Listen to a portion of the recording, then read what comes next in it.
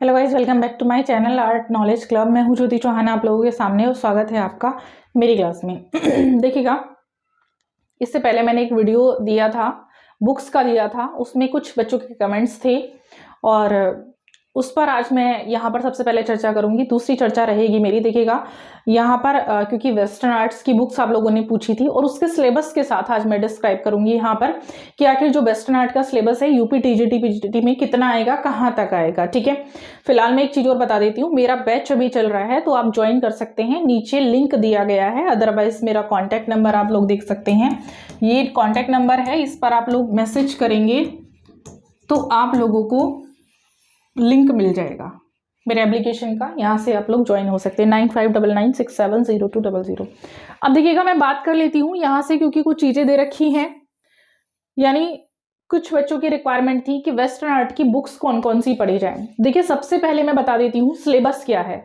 तो आप लोगों को जो ये सिलेबस है वो किस बुक में मिलेगा, कहाँ से आप लोगों को मिलेगा, कहाँ से आप लोग तैयारी कर सकते हैं, किस प्रकार से तैयारी करेंगे, पूरा मैं यहाँ पर बताऊंगी। इसके बाद आप लोग को एक चीज और मैं जरूरी बताऊंगी, नेक्स्ट वीडियो के लिए मेरा वेट करेंगे, नेक्स्ट डे ही मेरा वीडियो आएगा आर्टिस्ट पर, कौन कौन से आर्टिस्ट आपको पढ़ने हैं, किस प्रकार से, किस आर्टिस्ट से क्या आएगा।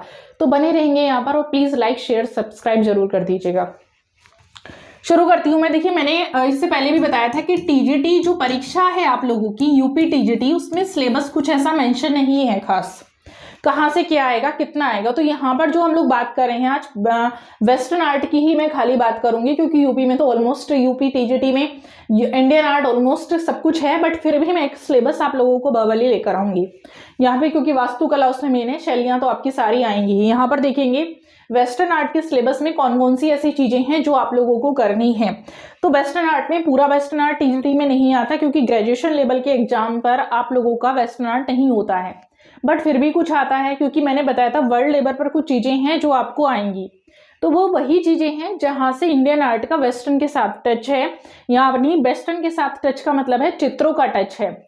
तो जहां से चित्रों का टच आता है वहीं से हम लोग इसको पढ़ेंगे, यानी कला एक दूसरे के साथ मेल खाती हैं, जहां पर कला की तुलना की जाती है जिस कला से, तो वहां से ही कहीं ना कहीं चित्र आएंगे, जहां से समकालीन एक दूसरे की जो कला है वो कहलाती है, वहीं से आप लोगों का क्वेश्चन आएगा वेस्टर्न से। तो पहले मैं सिलेबस वाइज आप लोगों को चैप्टर वाइज बता देती हूँ। तो सबसे पहले है आपका यूरोपीय प्रागैतिहासिक चित्रकला, ये आपकी आती है, क्योंकि जब भी हम लोग आप देखते हैं कि भारतीय प्रागैतिहासिक कला आप लोग पढ़ते हैं, तो वैसे ही क्या होता है, यूरोपीय प्रागैतिहासिक काल के साथ मिक्स करके आपको कहीं ना कहीं कंपेयर करके सिमिलरिटी बहुत सारी देखनी होती है, इसमें बहुत सारी चीजें आप लोगों को सिमिलर मिल जाएंगी जब भी आप भारतीय प्रागैतिहासिक चित्रकला पढ़ते हैं।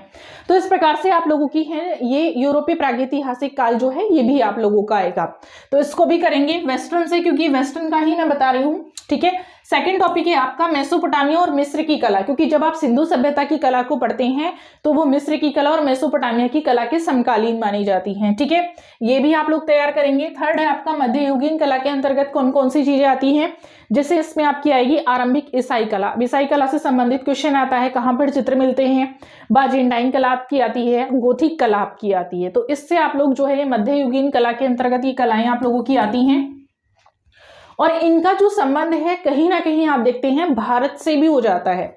और एक ये जो कलाएं हैं आप लोगों की काफी फेमस है, तो इनसे एक दो क्वेश्चन आता है, क्योंकि ज्यादा क्वेश्चन आप लोगों को टीजीटी में नहीं आएगा। ठीक है, पीजीटी में आप लोगों को काफी क्वेश्चन आता है, तो पीजीटी में तो ऑलमोस्ट सारा ही सिलेबस आप लोगों को याद करना है, बट टीजीटी में कुछ ही सिलेबस आप लोगों को पढ़ना है।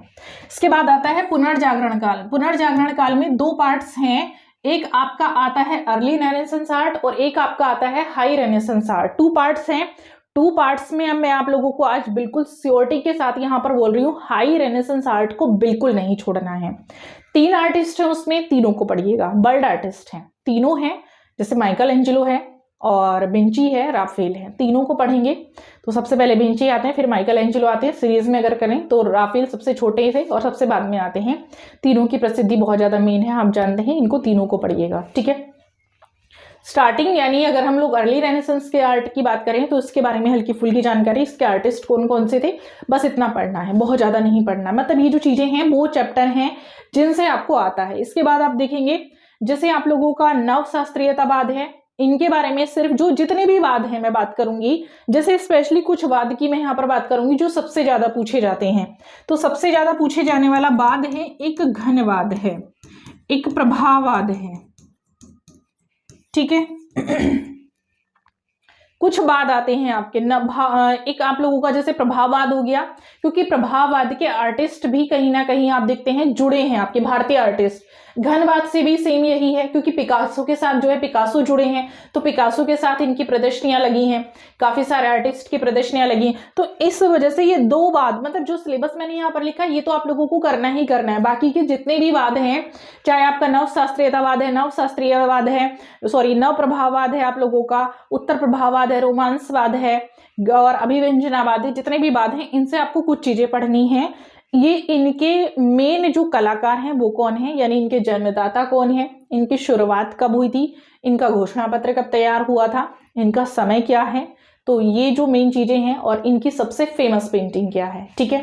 तो कुछ जैसे रोमांसवाद से आ जाता है क्वेश्चन, आ जाता है एक्शन पेंटिंग आपको लोगों को करनी है, इससे भी कई बार आ जाता है, और बस बहुत ज्यादा कुछ नहीं आता यूरोपीय टीजीटी से, लेकिन पढ़ना आपको ये भी पड़ेगा, क्योंकि कई बार जितने भी एग्जाम हुए हैं उनमें देखा गया है कि कुछ चीजें कहीं ना कहीं से क्वेश्चन आ जाता है। तो एक क्वेश्चन भी अगर आप लोगों का नहीं हुआ या गलत है तो ये मेरिट पर सीधा सीधा इस बार इफेक्ट डालेगा, क्योंकि बहुत अच्छा वाला कंपटीशन है इस बार, ध्यान रखेंगे।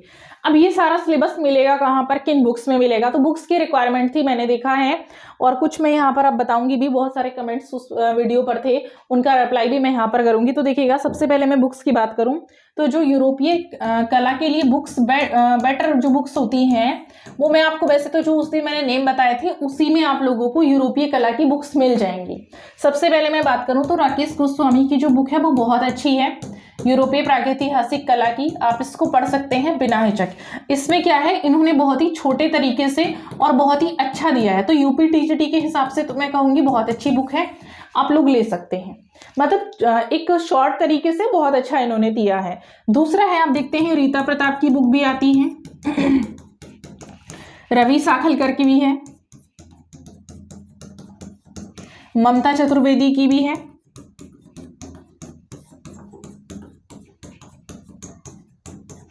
ठीक है। इनकी बुक्स को आप लोग पढ़ सकते हैं, इनकी बुक्स अच्छी हैं, बहुत अच्छे से आप लोगों को मिल जाएंगी। अशोक की बुक भी आती है, वो भी अच्छी है। तो बस बहुत ज्यादा आप लोगों को चलने की जरूरत नहीं है, मेन आप लोगों को जो फोकस करना है ना, ये सीधा सीधा ध्यान रखेंगे, यूपी टीजीटी एग्जाम को क्लियर करने के लिए बहुत ज्यादा जरूरी है सिलेबस को कैच करना। अगर आप लोगों ने सिलेबस को सही तरीके से कैच किया है तो आपको कोई नहीं रोक सकता ये परीक्षा पास करने से।